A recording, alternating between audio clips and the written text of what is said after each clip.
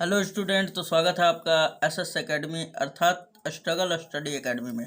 तो दोस्तों, आज के इस वीडियो लेक्चर में हम लोग देखेंगे समांतर श्रेणी, जिसे हम लोग अर्थमेटिक प्रोग्रेशन कहते हैं और इसे शॉर्टकट में एपी भी कहा जाता है। इसमें हम लोग प्रश्नावली 5.3 कर रहे थे, राइट। और इसमें हम लोग क्वेश्चन संख्या हम लोग देखेंगे आज, क्वेश्चन नंबर 12। तो कुछ इस प्रकार है हमारा 12। तो यहाँ पे प्रश्न संख्या 12 दिया हुआ है दोस्तों। ऐसे प्रथम 40 धन पूर्णांकों का योग ज्ञात कीजिए। कितने? 40 धन पूर्णांक है ना, जो 6 से विभाज्य है, यानी 6 से पूरा पूरी कट जा रहे हैं। तो पहला तो आपका प्रथम जो पद हो जाएगा वो 6 हो जाएगा, क्योंकि वो 6 से विभाज्य है। उसके बाद दूसरा क्या होगा दोस्तों? 12, फिर 18, डॉट डॉट डॉट, इसी तरह 40 पदों तक। तो हम यहाँ पे लिखेंगे क्या, चूंकि 6 से विभाज्य संख्याएं क्रमशः है ना, जो कुछ इस प्रकार है हमारा।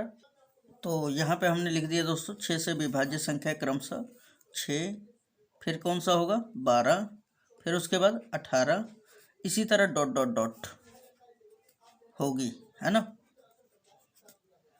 होगी। तो अब बताइए यहाँ पर कि हम आपसे पूछे तो एपी क्या बनेगा। तो हमारा इसलिए यहाँ पे लिखेंगे एपी। एपी क्या बन जाएगा दोस्तों? तो 6, 12 और 18 डैश डैश डैश। अब देखिए यहाँ पे बोला है 40 धन पूर्णांकों तक, है ना। तो यहाँ पे बोलेंगे 40 पदों तक। कहाँ तक? 40 पदों तक। अब 40 पदों तक का योगफल आपको बताना है। तो सबसे पहले अगर मैं बात करूँ यहाँ पर, तो प्रथम पद हमारा 6 हो जाएगा, ठीक। और डी का मान निकालना चाहेंगे तो डी बराबर क्या होगा? A2 - A1, यानी 12 - 6 कट के कितना देगा? घट के 6 आ जाएगा डी का भी मान। यन का यानी 40 पदों का योगफल ज्ञात करना है, यानी यन का जो मान है वो 40 आ चुका है। तो अब आपको नंबर ऑफ सम निकालना है, यानी 40 पदों का योगफल। तो यहाँ पे लिखेंगे कि चूंकि एस एन बराबर क्या हो जाएगा?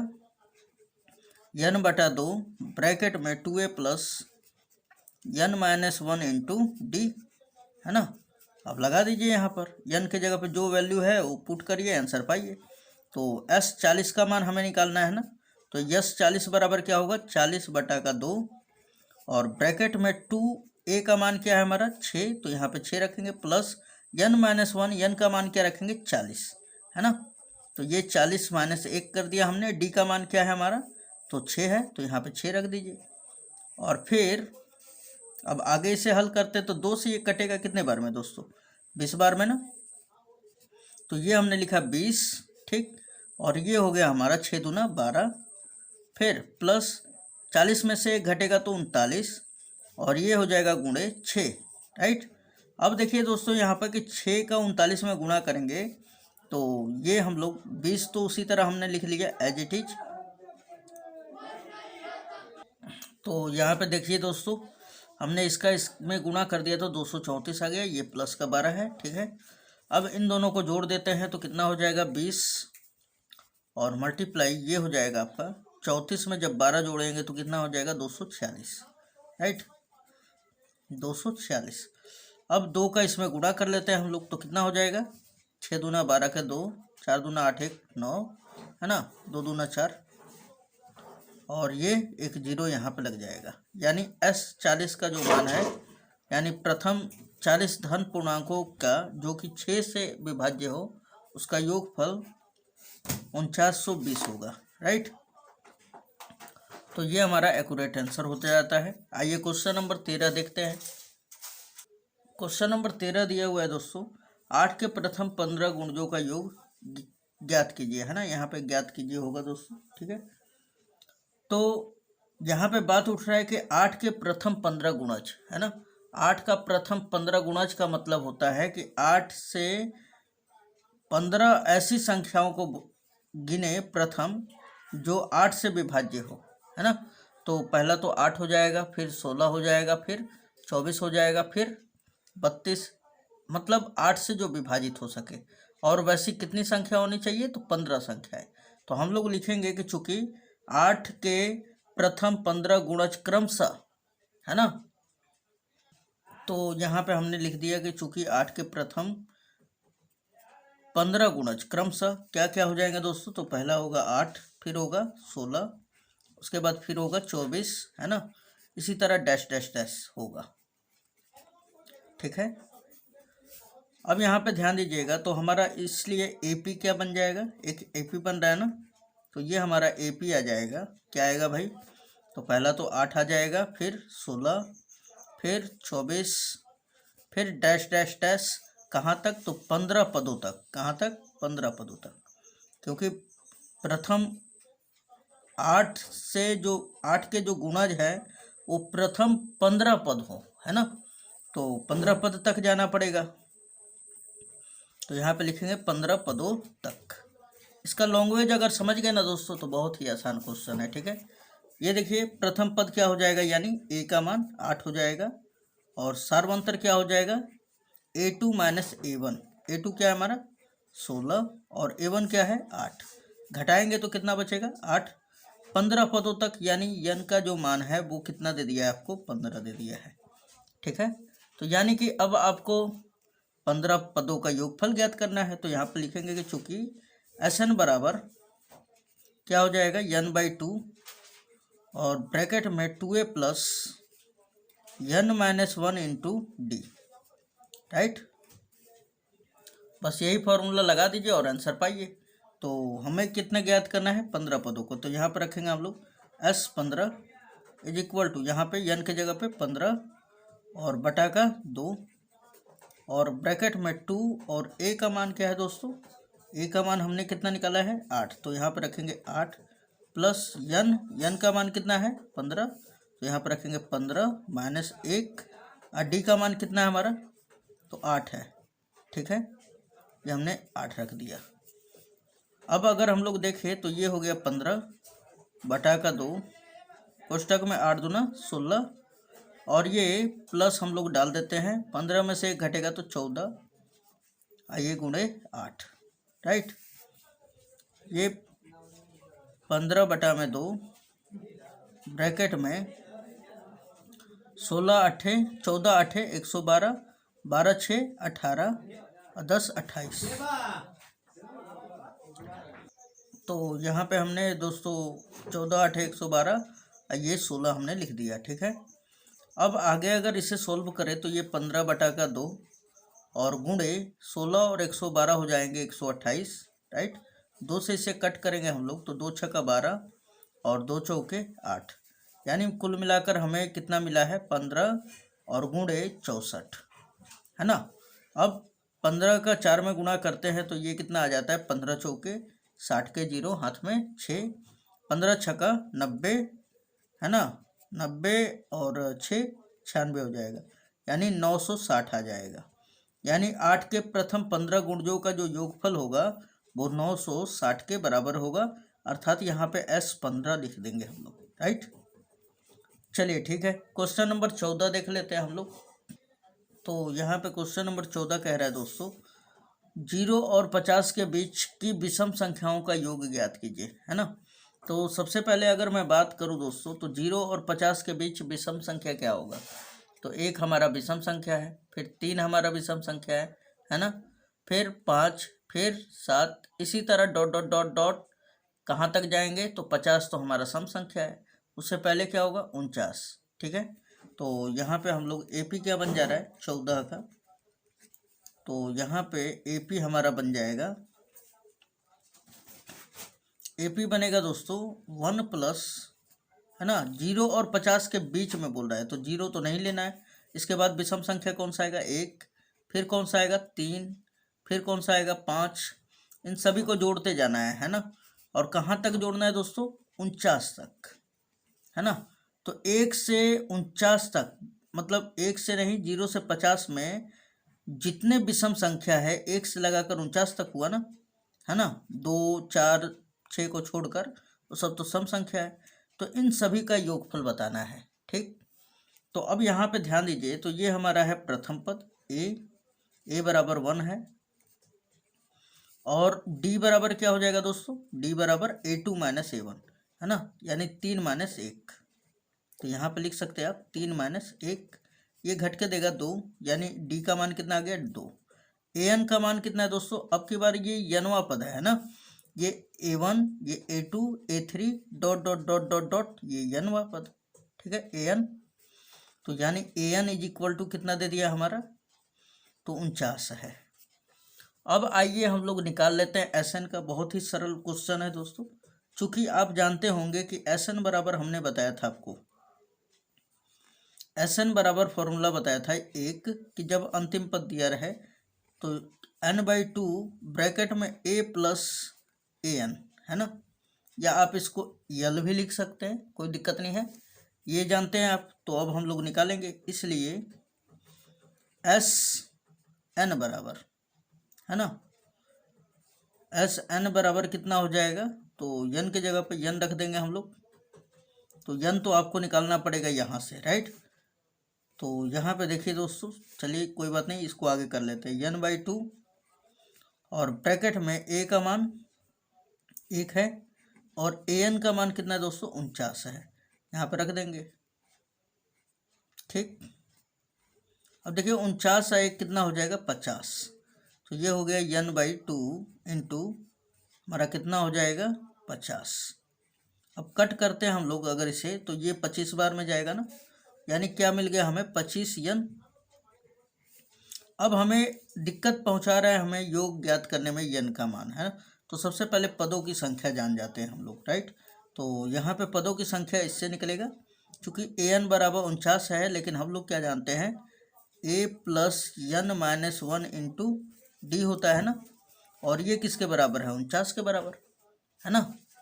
चलिए अब a का मान रखते हैं, तो 1 है हमारा, फिर प्लस n-1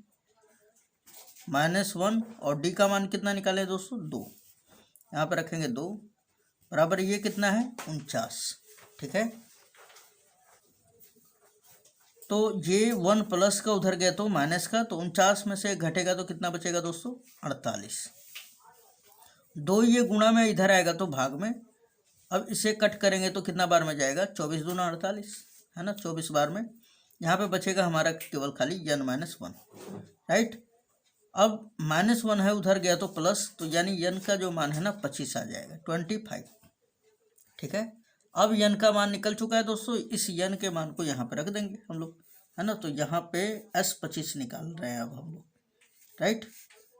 यहाँ पे भी S25 निकालेंगे। तो अगर हम लोग यन का मान 25 रख दें तो 25 गुणे 25, यानी इसका गुणा कर दिया जाए तो 625 आ जाएगा, राइट। यानी S225 S25 का जो मान है कितना आ जाएगा 625 आ जाएगा। उम्मीद है दोस्तों ये क्वेश्चन आपको समझ में आ गया होगा, ठीक है। क्वेश्चन नंबर 14 भी कंप्लीट हो गया। आइए क्वेश्चन नंबर 15 देख लेते हैं। क्वेश्चन नंबर 15 कह रहा है दोस्तों, निर्माण कार्य से संबंधित किसी ठेके में एक निश्चित तिथि के बाद कार्य को विलंब से पूरा करने के लिए जुर्माना लगाने का प्रावधान इस प्रकार है। यानी कि बोला है कि निर्माण कार्य से संबंधित किसी ठेके में, मान लीजिए कि कोई बिल्डिंग ही बनाना होगा, चाहे कुछ चीज़ का निर्माण करना होगा, तो वहाँ पे बोला गया है कि अगर आपको कोई भी निश्चित तिथि दे दिया जाए, यानी कि 10 दिन में आपको कोई काम ख़त्म कर देना है, लेकिन आपने 12 दिन लगा दिया, चाहे 11 दिन लगा दिया, तो 1 दिन विलंब कर दिया आप, यानी 1 दिन रुक गए, तो उसका विलंब शुल्क देना पड़ेगा, राइट। यानी आपको उसका लेट फीस देना पड़ेगा। आइए अब आगे पढ़ते हैं हम लोग। बोल रहा है कि जुर्माना लगाने का प्रावधान इस प्रकार है कि पहले दिन के लिए 1 दिन के लिए 200 रुपये, दूसरे दिन के लिए 250 रुपये है ना, तीसरे दिन के लिए 300 रुपये इत्यादि, इसी तरह चलते रहेगा। प्रत्येक उत्तरोत्तर दिन का जुर्माना अपने से ठीक पहले दिन के जुर्माने से 50 रुपये अधिक है। एक ठेकेदार को जुर्माने के रूप में कितनी राशि अदा करनी पड़ेगी यदि वह इस कार्य को, यानी इस काम को 30 दिन का विलंब कर देता है। अगर उस काम को करने में वो 30 दिन का अगर विलंब कर दे तो उसका जो कितना रुपया देना पड़ेगा। अगर पहले दिन 200 रुपया, दूसरे दिन अगर कर रहा है तो 300 रुपया, है ना, सॉरी 250, फिर 300, इसी तरह अगर बढ़ने जाए यानी 50-50 रुपया हर एक दिन बढ़ते जाए और भी ज़्यादा, है ना। तो यहाँ पे अगर देखा जाए दोस्तों, तो पहले दिन के लिए 200 रुपया है, दूसरे दिन के लिए 250, तीसरे दिन के लिए 300। तो ये एक हमारा एपी बना रहा है। 200 के बाद कितना आ रहा है, 250, फिर 300, इसके बाद क्या आएगा 350, 400, है ना, 450। ये हमारा एक एपी बना रहा है। तो यहाँ पर क्वेश्चन नंबर 15 का इसका सॉल्यूशन बहुत ही आसान है, ठीक है। तो यहाँ पे लिखेंगे कि चूंकि एपी क्या बन जाएगा अब हमारा, तो एपी हमारा बन जाएगा, बनेगा क्या दोस्तों, 200 बन रहा है और फिर 250, है ना, फिर इसी प्रकार 300, इसी तरह डॉट डॉट डॉट, ठीक। यहाँ पे ध्यान दीजिएगा। तो मैं पूछूँ आपसे, तो प्रथम पद कितना हो जाएगा, प्रथम पद, तो ए बराबर हो जाएगा आपको 200, है ना। सार्वंतर अगर डी पूछूं, तो यहाँ पे बोल रहा है क्वेश्चन में ही कि